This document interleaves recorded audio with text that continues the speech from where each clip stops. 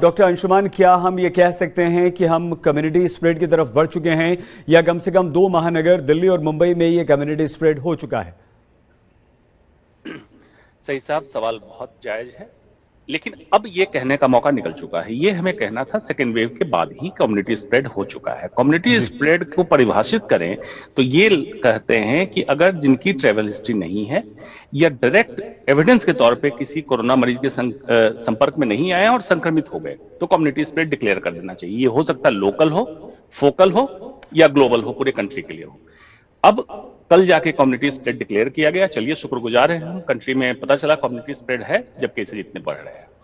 Omicron में अब ये कहना कम्युनिटी स्प्रेड है बिल्कुल लाजमी नहीं है। उसका कारण ये है कि ओमिक्रॉन ऑलमोस्ट रिप्लेस कर चुका है डेल्टा को।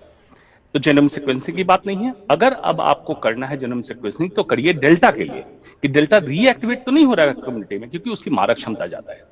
ओमिक्रॉन स्प्रेड जरूर तेजी से हो रहा है। अभी तक के एविडेंस पे लंग इंजरी नहीं है, वेंटिलेशन नहीं है, हॉस्पिटल एडमिशन नहीं है, तो अच्छी बात है। कम्युनिटी स्प्रेड तेजी से बढ़ रहा है, ये भी है। अब ये एंडेमिक फॉर्म लेने जा रहा है। अब इसको डिक्लेयर करने का कोई खास मकसद नहीं है, except academic, except agency justification, यही कर सकते हैं।